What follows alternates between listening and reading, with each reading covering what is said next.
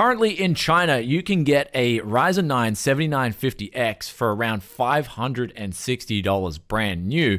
And these are the price cuts that are coming in from China. And like we said in a video we made before AM5's launch, I thought this platform was going to have a lot of difficulties. And in that video, I'll put the link up here, I actually got met with a heap of negative commentary from the AMD fanboys. They come in and they always like to just hear positive things about AMD. But even if you are an AMD fan, you should be critical of this company. If you want them to succeed, you should be critical of AMD. And that's always something that I'm going to remain true to at Tech Yes City. I'm going to be critical of all these three companies and call them out when I think they're trying to pull off something that won't be well received with the market. Anyhow, fast forward to the launch of AM5, and it was probably one of the worst CPU launches in history, despite the 7950X being a very efficient CPU, having very good performance, and also being in total a real good package for content producers. But that doesn't stop the fact that the lower end SKUs are selling worse than the higher end SKU. This is the first time I've seen a CPU launch from either Intel or AMD where the top flagship CPU is outselling literally every other CPU in the stack. Anyhow, AMD has a massive problem on their hands, and from all the data that we've analyzed shows that these price cuts are going to come sooner than later to the rest of the world and not just China, and they're actually already coming to the rest of the world. I just believe they're going to be coming down in price sooner than you think. But as always at Tech Yes City, let's just get straight into the data and the facts and tell it how it is. Never pay full price for Windows 10 or 11 again. With today's video sponsor SCD Keys, you can get activated for as little as $15 using that coupon BFTYC. Links in the description below. Welcome back to Tech Yes City, and we've got some great news. If you're looking to buy a Ryzen 7000 series CPU, these price drops are coming in aggressively, and it looks like China's leading the forefront here with these price drops. And I'll put up a list of what we've got right here with the 7950X coming in at $560. That's basically $140 under its MSRP when it launched not even 2 months ago. Then we got the 7900X coming in at $464. Then we got the 7700X coming in at $323. And then the 7600X coming in at $239. So all these are showing pretty big discounts to around the tune of 20% under those MSRP prices, which if you look at the 7950X, that's actually another very weird anomaly this time around, is it's the best selling CPU out of the stack so far. Usually when these new platforms are launched, people are buying up not the flagship CPU. They're usually buying up either one or two SKUs under that flagship. For instance, even if we look at the data coming out in Japan for the 13th gen CPUs, the i7 13700K and even the 13600K are outselling the 13900K. So they're more popular CPUs. They've got what would be perceived as the market as better price performance, but you'll notice in that top 10 spot, you've got 13th gen CPUs there. If we look at this data in Japan, the top 20 CPUs, there's only one AM5 CPU in that list, and that is the Ryzen 9 7950X. So if we look at the Ryzen 7000 series CPUs, the sales are abysmally poor, where the 7950X is actually beating out all the other SKUs, and then the next best in line is the 7700X, followed by the 7900X. Then right down the bottom of the list is the 7600X. Now, the last time an entry point CPU sold this poorly was, I believe, on X299. When that was first released, there was a 4-core 8-threaded CPU. I think it was actually... I actually got an interlude here and laugh because I think from memory it shared a very similar name and it sold just as poorly as this 7600X is selling. And so what's happened here is, I believe there's two things that have happened. First of all, the motherboard and the DDR5 entry-level costs are expensive. That's what I mainly critiqued pre-launch with AM5. The fact that they didn't have those real cheap motherboards coming out on launch, as well as they didn't support DDR4. This kind of left the budget user just to mingle with AM4, which AM4 is also a really great price point right now. In fact, I believe AM4 is some of the best value for gamers that want to buy new and get into PC gaming at this point in time. But getting back to the Ryzen 7000 series CPUs, I think AMD in ways have alienated their own product stack and what Ryzen truly stood for from the beginning, and that was higher core counts and thread counts than the competitor at a lower price. And here's where if we compare that same philosophy that AMD initially had and look at what 13th gen's offering, Intel are currently offering more cores and more threads for the money. In particular, the i5 13600K, for example, comes in at a similar price point as the 7600X, but offers far superior multitasking and multi-threaded performance than the 7600X does. Not only that, it has better entry-level costs with cheaper motherboards and access to DDR4 memory, but also when we compare it to AMD's own AM4 product line, the 7600X doesn't offer a whole lot over, say, the 5600, which is a cheaper CPU, and then all those other entry-level costs, just like 13th gen, are much cheaper with AM4 as they are to AM5. So going forward, what is simply going to happen with AM5 is it's going to have to be reduced to a price point that's attractive to the market.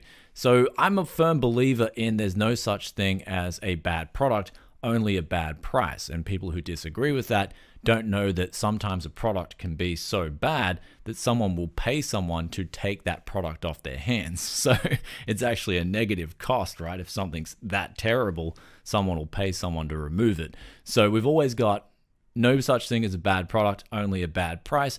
And I do agree with that sentiment. So me personally with AM5, I'm pointing out what would be perceived by the market as a lack of value. And that's pretty much where it boils down to. Because if this thing offers tremendous value, the market is going to take that up and they're going to buy that product in droves. And what we're seeing right now is AM4 is overshadowing AM5 big time. And it's actually, if we look at the Japanese numbers, again, I love looking at these numbers. They're very up to date. They're fresh. They're showing that AM4 is the top selling platform in the country right now. And I believe this trend will be mirrored in countries like the US, Australia, and the UK. So AM4 is currently perceived by the market as the best value, and that recently had price drops, which actually spanned originally from China. So we can see that these Chinese pricing structures are coming in already in China with AM5, and I believe this will follow through to the rest of the world sooner than later. However, another telltale sign that AM4 is currently really good value in most of the world is the 5800X3D on this website, jd.com. When we look at the pricing of the 5800X3D, it's currently $337 US. Now, currently in Japan, I can pick the Ryzen 7 5800X3D up for actually a cheaper price. So currently, by looking at this price difference, or should I say lack of difference between, say, China and Japan, I would say that the 5800X3D, the sales numbers are good, and also the pricing is fair for where it is at the market. So the market's perceiving this as pretty good value, especially for a gaming CPU, and they're picking it up, and that's reflected in the numbers. Though with all this information out of the way, you may be sitting there and going, Brian, what's going to happen from here in? Well, simply, in the rest of the world, AM5 price cuts, I believe, will be coming a lot sooner, and this will be one of the first generations where aggressive price cuts have been taken to the market so quickly. And this not only is reflected in the changing times of the global economy, which we'll touch on soon, but it's also a reflection on the Ryzen principle that AMD disrupted the market with initially. They came in at a time with, say, the Ryzen 7 1800X, and they gave 8 cores, 16 threads to the market, where Intel on their mainstream platform was only giving 4 cores, 8 threads. Now it seems like the situation's reversed, and AMD's kind of stagnated, especially with their core count and thread count, and perhaps they're trying to rely on that initial image that they built up as being better value for money than the competitor. But I think in this given circumstances, and especially in these troubling economic times, the customer is going to be smarter than they've ever been with their money.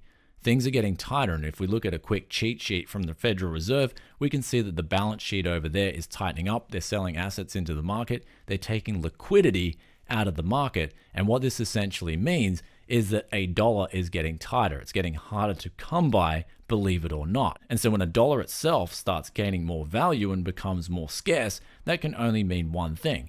Customers are then more conscious of what they're purchasing, even at lower price levels, like say a Ryzen 7 7600X. People are then going to be looking for the best value that they can, all things considered, than they've ever done in the past, especially if we compare that to the easy money principles that were going around in 2021 and 2020. There was just money flying around everywhere. I know all the crypto bros were giving me a lot of flack for telling them to be careful, but we're going to make another video about that very soon, where we had recently all this news that's just gone down, where crypto is seriously facing some of the worst news that it's ever faced in the history of crypto, where you've got these massive exchanges that have bailed out other exchanges that are now going bankrupt. So in the world of tech, and also Ryzen 7000 series CPUs and motherboards, you can rest assured that you can wait and you are going to get a better deal as long as those inflation numbers are remaining high and those monetary conditions are tightening. Now you may be wondering, well, Brian, with inflation at 7.7%, the recent print, isn't the cost of producing a CPU and motherboards and stuff like that going to get more expensive? And the answer is yes, but basically what happens in the case of AMD is everything else is getting expensive, things like your food, your energy, and your living costs. And so your discretionary income for things like a CPU goes down. And so when you take a hit basically on your gross margin and what you can afford to spend, companies like AMD that are in this market, they have to either provide massive amounts of innovation to justify those prices, or they have to take a hit on their margins. And that's what we're going to see with Ryzen 7000 in particular and AM5. We're going to see, I believe, some very aggressive price cuts coming through in the rest of the world, not just China. So now, what does all this mean for the end consumer? What can you take home from this video? The bottom line is AM5 is going to get cheaper, and it's not just going to be on the CPUs, it's going to be on the motherboards and also DDR5 memory as well. When all these things in aggregate total aren't in demand, and they've been forecasted to have such huge demand, and that falls flat, you can be rest assured that prices are going to get cheaper. So these price cuts are only the beginning. There's also other factors to weigh into the equation. For instance, a lot of the AM4 CPUs include coolers, which make them just even much better value. Anyhow, guys, I hope you enjoyed today's video. If you did, then be sure to hit that like button for us. And also, if you've got any questions or comments, or if you agree with today's sentiments, then drop a comment in the comment section below. Love reading those thoughts and opinions as always. And also, big thank you to the members as well. The increase in membership lately, supporting the channel when you don't have to support the channel. I really appreciate that as well. Don't worry, I do notice all these things. And the content train here at Tech Yes City is always going to keep on coming. And actually, I've got to get back to this build in the back here, which I got my first sale in Japan. So the person buying this gaming PC in the background is going to get some extremely good value. And also, speaking of extremely good value, you guys have requested I check out the Ryzen 5 4500. And perhaps I've got a different opinion than the mainstream that was calling it crap. So I will check out this CPU, especially since it is coming at a price point that is looking like it's very attractive. And if you weigh that in with perhaps undervolting it and trying to get it at a certain level of power consumption, could look at from the surface like it could be one of the best, most efficient CPUs for PC gaming, especially just for entry-level gaming. Anyhow, I'll check that out. I'll catch you guys in the next one. Peace out for now. Bye.